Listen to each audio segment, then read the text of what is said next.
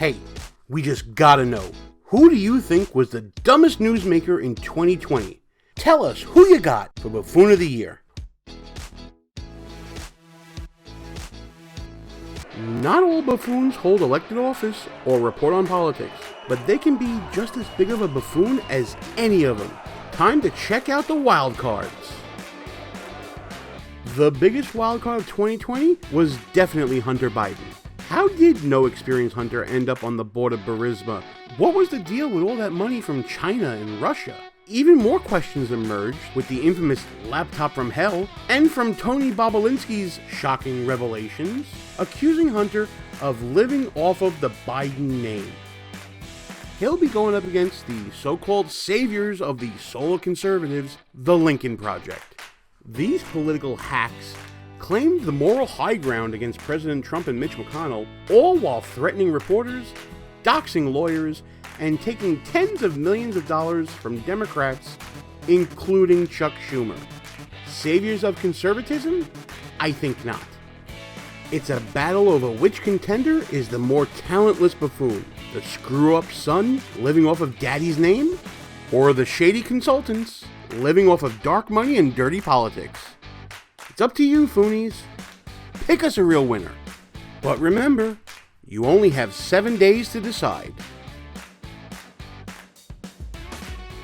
And the wild card bracket starts out super wild, with Hunter Biden as the first seed going up against those dolts at the Lincoln Project as the number 4. And joining me right now to break down all the wildness of the wild cards, my friend who happens to have his own little internet radio station. He is the chief cook and bottle washer at KLRN Radio.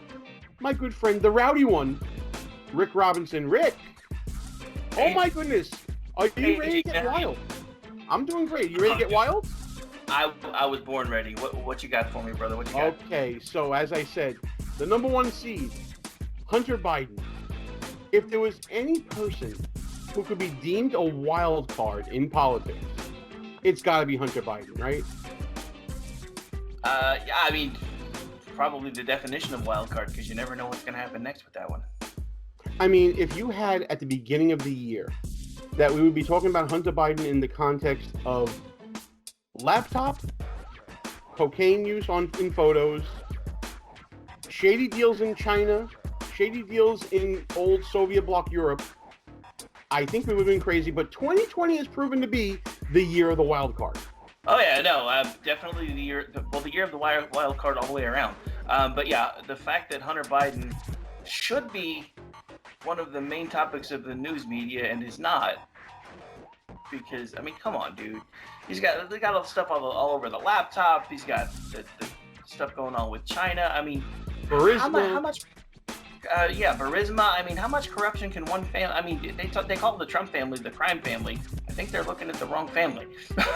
Well, I would tend to agree with that. Biden Inc., I think, is the term that everybody's been using, especially since Peter Schweitzer's book that talked about Biden Inc. way back when. So, yeah, I mean, Hunter Biden turned out to be a treasure trove for the Trump campaign. But it's just the outlandishness of it all. I mean, this is the guy that he was dating his brother's widow for a while, and he has a child born with some woman he met somewhere. I don't even know what she was. I think they said she's a stripper. I mean, this is the ultimate in wild cards. That's why he's the number 1 seed, to be honest with you. I can't think of anybody that would be a better number 1 seed. I mean, come on. Dude has photos of himself snorting blow. Come on, who does that? I mean, seriously. Not me. Yeah, not me. Not me, not you. I was going to say, I've been to a couple of the after parties at CPAC, but I don't ever remember to do that. No.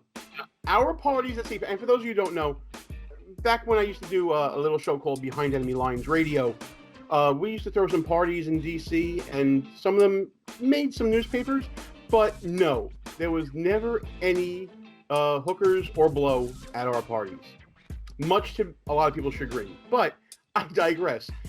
Hunter Biden's going up against, to me, the most hated people in politics, the Lincoln Project. Now, collectively, they're known with Rick Wilson. We're talking about George Conway and many others who I choose not to name.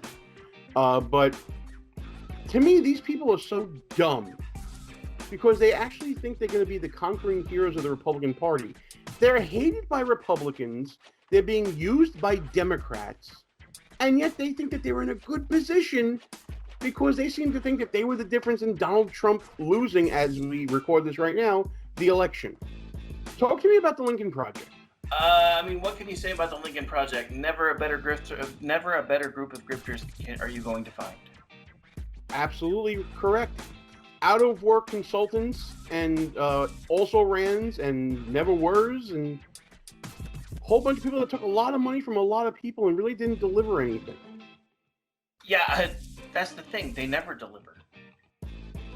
And yet they think that this time they delivered, which ridiculous, absolutely ridiculous. Yeah, that's the thing. They always build themselves as we're the ones. Remember, before they decided they were going to just single-handedly destroy the Republican Party, they were the only ones that were going to save it.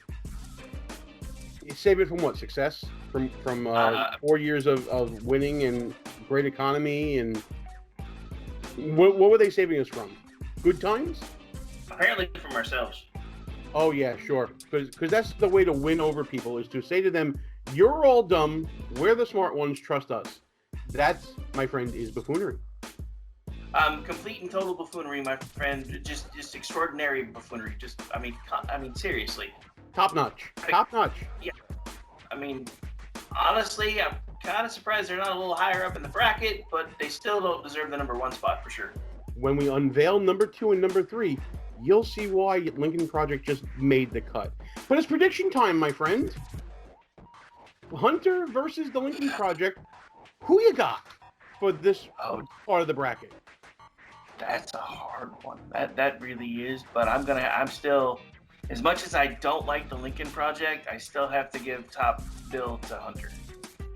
I tend to agree, and for me, it's all about the magnitude of the buffoonery. We're talking about Hunter Biden was an agent of chaos, basically, at the latter part of the 2020 election. He was always an anchor around the neck of Joe Biden throughout the year. So I think in that sense, absolutely, I think Hunter should get it. But our voters may decide differently. There may be a hate out there for the Lincoln Project that may overwhelm their pity of Hunter Biden.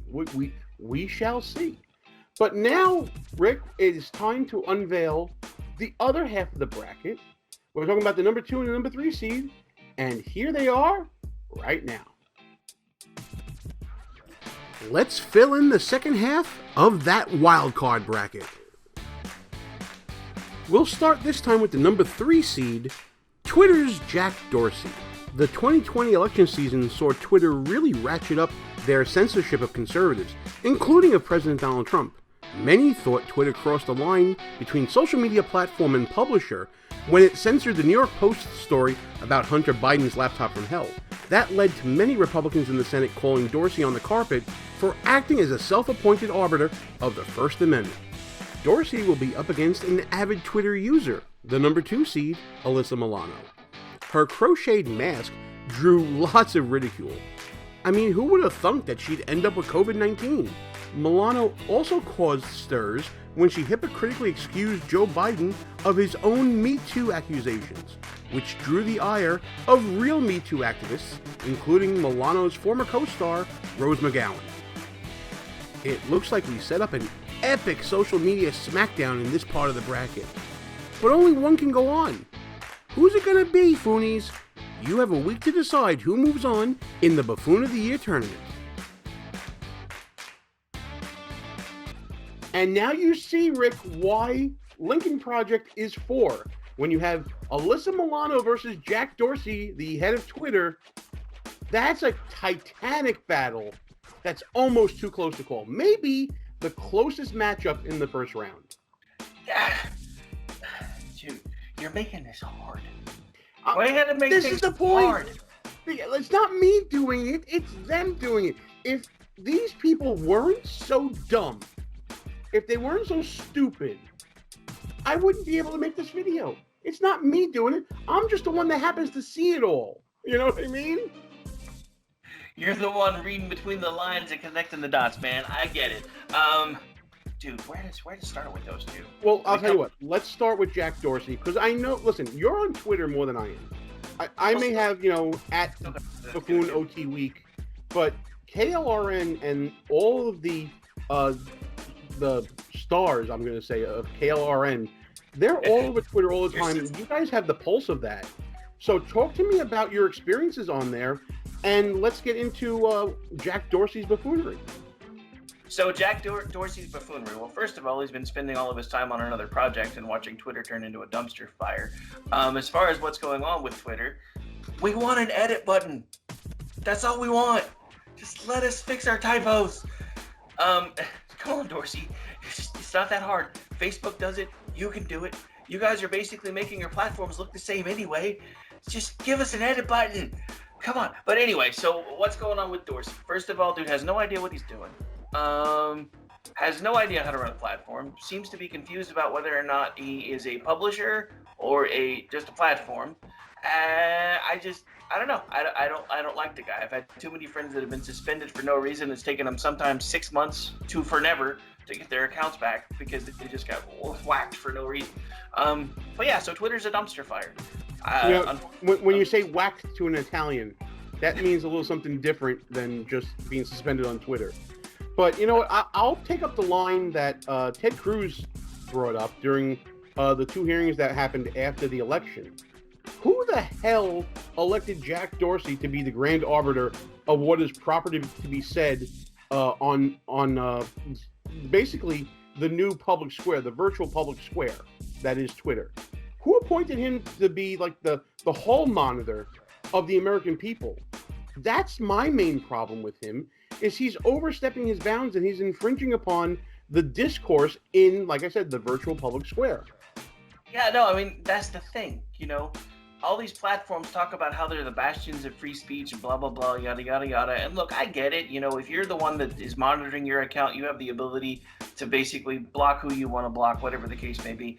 But that's why these features exist with Twitter in the first place. There's a mute button, there's a block button, there's all these things that you can do to regulate your own content. There's no reason that the platform provider who is using the same protections as a platform should be able to say, oh, you can't say that here. Now, I understand there are always going to be reasonable expectations, and as an attorney, I'm sure you could probably school me on a little bit of that stuff. Yeah, like with the whole free speech, you can't yell fire in a theater. Look, I get that. There are certain things that probably do have to be policed by Twitter. But just because you don't like somebody saying the F-bomb, or just because you don't like that somebody's basically saying that, even if they're saying Trump's a weasel or whatever, the simple fact of the matter is the whole point of that place is for people to be able to put their opinions out there and allow other people to either review them, accept them, or ignore them. And Twitter has moved completely away from that policy to the point where now they've become the word police. Absolutely correct. What I'm seeing with Twitter as well, Rick, is selective treatment as well. There will be certain voices that will be silenced while others are allowed to say whatever they want. I mean, just think about, how many times has Twitter said something about or put some type of proviso under Donald Trump's tweets? What will allow the Ayatollah of Iran to say death to infidels, death to America, death to Israel, and all those things. Not to mention on hot button political issues where they'll let certain things slide by, but other people just don't. And that's one of the main reasons I'm not really on the Twitters that much. Yeah, I mean, so just to give everybody a bit of a backstory, everything that I used to do started on Facebook. And then Facebook went Gestapo. Well, I started a Twitter account, I think it was like 2010, didn't have a clue how to use it. So it just kind of sat there for a while. And then the more and more page reach I lost on Facebook, I was like, okay, gonna have to figure something out. So then I got used to Twitter. And that's when I met most of the people that are actually now part of the KLRN radio family. Actually, you included, because at that time you were actually still using Twitter for them. But yeah, so anyway, as far as that goes, it really kind of started out as a pretty cool place. It was kind of like the Wild West of the internet. You could say what you wanted to do. You say what you wanted to say or to do. People got offended by it. They just blocked you. Now it's, let's run to Jack Dorsey and whine because this person's posting a picture that we don't like, or he said something nice about Donald Trump, or they said something bad about Joe Biden. Just leave us alone. Dude, it's bad enough that the government keeps telling us everything that we have to do all the time. I don't want to be on social media just for the people that run the social media to tell me, well, you can't post that. Absolutely. And honestly, I hope all the people running to Jack Dorsey use that voice. That's the stop doing this to me. I don't want to know what you think. Yeah, I hope it's that voice. But now we have to give equal time to a person that we want to shut up. And that is the actress turned political activist turned Twitter celebrity, whatever you want to call her, Alyssa Milano. Oh my goodness. The things we can talk about with Alyssa Milano that don't have to do with her crocheted face mask that she posted as a photo. She actually won Buffoon of the Week early on when we first started because of her hypocritical position when it came to the Me Too movement and being apologetic for Joe Biden. If you recall that whole situation. Talk about the annoyance that is Alyssa Milano. Helps if I'm sorry. That's okay. You're good. I turned my mic down while you were talking because I didn't want to pick up my background noise. Then I leaned over to start talking and realized my mic was still muted. Anyway, so a true radio star. That's how you handle things. Listen, Alyssa Milano, tell me how you feel. Don't hold anything back. Okay, so first things first, a bit of backstory on Alyssa Milano. I had a crush on her as a child. I mean, who didn't? I mean, come on. I regret that decision forever now. But I had a I do not. I do not. She was a hottie back then, and ignorance was bliss. So see, so I mean, I guess honestly, I had a crush on her for a while longer than that because I had a crush on her when I was a kid. Who's the boss? And then she showed up on Charmed, and that was the only reason I watched the show because Alyssa Milano, low cut top. Okay, that is now on tape. Rick Robinson, Charmed fan. Blackmail material. The blackmail material right now is. Gotta hold on to this tape. Okay. Go ahead. No. Continue to share. Continue to share all the dark secrets. The original Charmed is great. The new one on CW, not so much. But anyway, so as far as that goes, Alyssa Milano is one of those people where, and I really feel this way about pretty much anybody who's A-list, B-list, C-list, Z-list celebrity like Milano is now. Just shut up. I don't even care if you're saying the things that I want to hear. Just shut up. Your job is to entertain. Your job is to make people happy. If you start spouting your political crap, no matter which side of the aisle you're on, you're going to piss people off. Just shut up, do your job, and go home. It's the same thing I felt about all these football players taking the knees and everything else. Just do your job and go home. It's not that hard. I don't need to hear about everything that you think, especially when you're wrong 99% of the time. Yes, that was and that's the problem. That's it. You just nailed it. She is wrong all the time. The crocheted mask. I'll bring it up again. The whole thing about shaming people to wear their mask and all this. But she's wearing one with giant holes in it. Are you kidding me? It's ridiculous. Yeah, kind of defeats the purpose of having the mask in the first place if it has holes in it. Absolutely. Just saying. No, absolutely. And listen, I can deal with people talking about politics if they're not in politics. You can be a stay in your lane guy, and a lot of times I am. If you're on the job, like you mentioned the football players, if you're on the job and your boss says don't talk about this, then don't talk about it. But she's on her own time. My problem is she's using social media and political activism as a second career. And especially when it came to the Me Too movement. You talked about Charmed. One of her co-stars on Charmed talked about how Alyssa Milano is fake because she's married to a Hollywood agent, and the whole Me Too movement it came out recently. They spend most of their money that's donated on salaries and not on activism. I think it was like close to 90% on salaries. So there is a fakeness to the advocacy of Alyssa Milano. And that's the main reason why I think she's nominated. It's the hypocritical nature of her. And honestly, she's also a stand-in for the hypocritical nature of a whole lot of other Twitter celebrities, the blue check marks out there. I wonder what else might be fake about Alyssa Milano. I mean, we'll leave that alone for now. Listen, it's picking time. There's a time for choosing, my friend, and that time is now. Who you got? Jack Dorsey, Alyssa Milano, going head-to-head. Give me a winner. Pick me a winner. First of all, never say Alyssa Milano head-to-head in the same sentence ever again. You are the worst.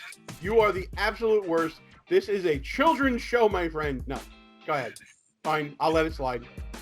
Second of all, God, you keep making the choices even harder. I mean, at least the first one I was able. I don't know. This one's pretty much a toss-up.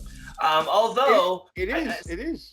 I guess I still have to blame Dorsey, because if not for Dorsey, she wouldn't have Twitter, and she wouldn't be annoying the crap out of me on Twitter. So I'm going with Dorsey. If it wasn't Dorsey, it'd be some other platform. So I can give him a pass on that. He's not responsible for making sure that Alyssa Milano is smart. So I blame that on Tony Danzer myself, really, and Judith Light. I think it's their responsibility for Alyssa Milano. But if I had to pick someone, see, this is the toughest matchup for me, because my hatred for the annoyance that is Alyssa Milano is huge. And I know that this is going to be unpopular. I got to go with her. I understand that Jack Dorsey and Twitter probably had a bigger impact on things, but it's not so much buffoonery is the way that they had their impact. Their buffoonery is their arrogance for thinking they can do these things. But I think that, as we've seen, reasonable people can disagree on policy things. And I don't like to base buffoonery on policy, because then everyone's a buffoon. To me, if you want to talk about buffoon, and you want to talk about hilarity, and you want to talk about people to just point and laugh and be the example of how not to be, that's Alyssa Milano to me. And I got to go with her. No, and I agree. Like I said, it was a toss-up for me. But then again, most of how Alyssa annoys the crap out of me right now is on Twitter. Now, it's my own fault, because like I said, when I was talking about Twitter earlier, you can regulate your own content. If I really was that annoyed by her, I could just block her. But then how would I make fun of her? Yes, but you're providing your services to others who don't have to listen to Alyssa Milano, and they can still keep up with what she's saying. So now we've come to that moment where we have our bracket complete, but I need to know who wins the bracket overall. You thought it was tough before. As of right now, you have a Hunter Biden, Jack Dorsey Twitter matchup. Jack Dorsey, Hunter Biden matchup in the semifinals of this bracket. And one of them has to go to the Final Four. And you thought the choice was tough before? How about that matchup? Let me hear about this. I'm very interested to hear this. Dude, okay, so let's see. I mean, Dorsey's one of the biggest tools ever. Hunter Biden, not too far behind. I mean, the thing about it is, Dorsey's just an idiot. Hunter Biden is dangerous. I mean, literally, like buffoon level dangerous, because he's basically using his family name to do all these crazy things that we were just starting to find out about before the election kind of swept all that away. So, I mean, for me, it is still a bit of a toss-up, but I have to go hands down with Biden. Okay. I mean, in my bracket, it would be Hunter versus Alyssa Milano. And, man, what I would have to do here is I have to take into account that Hunter Biden is sick. A lot of this buffoonery could be the result of addiction, could be the result of deep-seated psychological issues. We've seen those texts come out between him and Joe Biden. It seems like there's some daddy issues there. And if I'm using the same standard I talked about, Alyssa Milano could sneak in there and take the bracket. It's entirely possible. I can see it both ways. And just for sake of making some good video, I'm going with Alyssa Milano. And I'm hearing myself say that, and it's like, what are you doing? How could you go against Hunter Biden and the impact he had? And yeah, I'm going to go with Alyssa Milano. You just want to be able to post a picture of her in a low-cut top, don't lie. Well, I only do headshots, but listen, I have an imagination. I can use that. All right. So wait, hang on. Alyssa Milano and headshot? Really? You went there again? But yes. My Maxim magazine collection is in the other room. Listen, Rick, thanks so much for doing this. It's time to talk about KLRN Radio. I'm a proud alumni of KLRN. It was one of the major platforms that helped my show transition from internet radio to terrestrial radio. And I've always been a fan of all the things you do with your show, America Off the Rails, and as you said, the KLRN radio family. Talk to people about KLRN and why they should be listening every day. All right, so why you should be listening to KLRN Radio every day. First of all, come hang out with us in the chat room, klrnradio.net /chat. Actually, I am involved in several podcasts, one way or the other, either in front of the mic or in front of the boards. So we actually have a morning show we have had since COVID. So now it's called The Daily Dose. It's myself and Stacy Lennox. We do it every Monday through Friday from 7 a.m. to 9 a.m. Eastern. I still do the America Off the Rails show, but now that I do 10 hours a week in the morning, it's down to a one-time-a-week show. So it's Wednesday nights at 11 Eastern. I also do, we actually have our, it's kind of an homage to Art Bell. It's a newer one that Ordy Packard and I do together called Juxtaposition. That one for this last time will be it's on every other Friday. For the foreseeable future, it's moving to every other Wednesday because we noticed that in December, most of the holidays and things around Fridays, and we're like, that's going to mean we can't do the show. So at least for most of the next month, you'll be able to find that one on Wednesday nights. But yeah, I mean, at this point, we all in, we probably have 10 to 12 co-hosts now, considering it's a great network. The variety of shows is tremendous. You can go from serious news to hardcore analysis to a lot of lighthearted and funnier moments, especially, Michael Loftus and a lot of the things that he's done there as well. Stacey, and listen, I love Stacey. Stacey Lennox can be a hoot to listen to all the time. I've known Stacey for years. Great on-air talent. Great writer as well. And as you said, klrnradio.net. Look on the screen right now. You see all the ways to get in touch with them, especially through the Twitters. And listen. I'm telling you to listen to a lot of people right now. We had Watson Trinier, we had Rick Trader before. Listen to them too. You have to manage your time, folks. There's a lot of good content out there. A lot of good free content from a lot of good independent media. And Rick Robinson and KLRN Radio are right on the cutting edge of that. Rick, thanks for always being a great supporter of the show. Thanks for coming on and doing this. And I would say I want your predictions to be right, but then I would be wrong. So to hell with you, I want to win. I see how it is, my friend. I see how it is. Thank you so much for inviting me to do this, man. It was a blast. And we should do it again sometime. That was pretty fun. Maybe same time next year. Folks, when we come back, we're going to go through our final bracket, the National Buffoons. Stick with us. Some important information coming in between the segments here, especially about a contest we're running as part of Buffoon of the Year. Okay, Foonies, we told you about a contest we're going to be running, and here's the deal. We set up a full bracket at bracketfights.com. Go there, fill it out, share it with us, and you'll be in the running for a prize pack from Less Government, More Fun. It's literally that simple. How to share it with us? Well, you can send it to us on any of our social media, whether it be Facebook, Twitter, Parler. You see it scrolling by on the screen. Find us there, share it with us, and you'll be in the running for a prize pack from Less Government, More Fun. And now it's time to vote. Head on over to buffoonoftheweek.com and cast your ballots. Also, leave a comment below this video and tell us who you got. And don't forget to fill out those bracket fight brackets and send them to us. And then come back next week to see the results, where we'll have a whole lot of nominees to talk about, but only one's going to be Buffoon of the Year.